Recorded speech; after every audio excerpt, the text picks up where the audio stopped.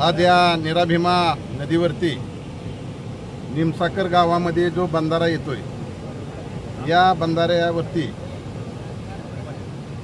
सर्व ग्रामस्थ आणि या परिसरातील सर्व नागरिक, महाआघाडीचे सर्व प्रमुख, शिवसेना असतील किंवा यात राजकारण म्हणून नाही पण एक शेतकरी म्हणून उपस्थित असलेले सर्व निमसाकर आणि निमसाकर परिसरातील सर्व ग्रामस्थ शेतकरी इथं पाहिल्यानंतर या बंधाऱ्यावरती पाण्याचा तर प्रश्न आहेच, परंतु दुसरा प्रश्न मोठा असा आहे की या बंधाऱ्यावरून जाणाऱ्या लोकांचे जीवाशी खेळलं जात आहे। कारण या बंधाऱ्याच्या कडेला शाळेमध्ये येणा जाणाऱ्या मुली असतील, मुलं असतील आणि इंदापूर आणि माळशिरस तालुक्यातील नागरिक असतील, या नागरिकाच्या जीवाशी खेळण्याचा प्रसंग या शासनाच्या माध्यमातून या ठिकाणी दिसतोय। आमची शासनाच्या माध्यमातून आलेल्या लोकप्रतिनिधीला, ग्रामसेवक असतील किंवा पाटबंधारे खात्याचे अधिकारी असतील, यांना एवढीच विनंती करायची की या आजपासूनच या बंधाऱ्यावरती मुरुम टाकून जाण्या येण्याची मुला मुलींची आणि शेतकऱ्यांची या ठिकाणी करावी। त्याचप्रमाणे आपण सांगितल्याप्रमाणे 1,86,86,00,000 या ठिकाणी बंधाऱ्याच्या दुरुस्तीचं काम सुरू होणार आहे। याच्यामध्ये ज्यादाचं इस्टिमेट, वाढीव इस्टिमेट करून पर्याय या ठिकाणी जे शेजारी जे फुटलेलं त्या ठिकाणी मोरी काढून देऊन त्या ठिकाणी पाणी काढून द्यावं असे सर्व ग्रामस्थाचं या ठिकाणी म्हणणं आहे। ते आपण त्या ठिकाणी केलं पाहिजे आणि आजच या रस्त्याचं काम सुरू करून शाळेतील विद्यार्थी आणि शेतकऱ्यांना या ठिकाणी करून द्यावं अशा प्रकारची विनंती या ठिकाणी आमच्या माध्यमातून आणि इथं खऱ्या अर्थानं जे या ठिकाणी आंदोलनाला उपस्थित आहेत, ज्यांनी सुदर्शन रणवरे आणि त्यांचे सर्व सहकारी, त्यांनी काही स्वतःच्या स्वार्थासाठी आंदोलन केलेलं नाही। इथं आल्यानंतर आम्हाला कळालं की बाबा इथं भयानक परिस्थिती आहे आणि त्यांना या परिस्थितीत जाण झाली म्हणून या ठिकाणी त्यांनी आंदोलन या ठिकाणी केलेलं आहे।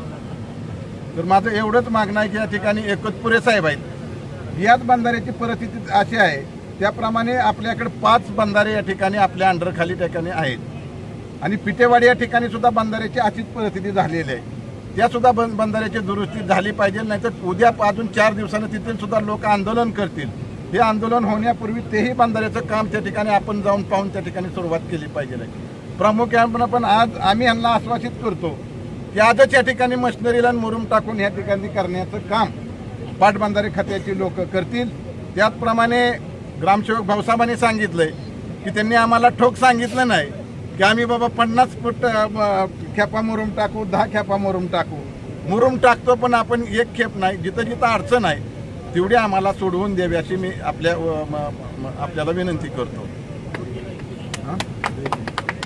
आणि या ठिकाणी आल्यानंतर मुली जात आहेत, आपण आता पाहिलंय, मीडियावाल्याने आपण या ठिकाणी पाहिलंय,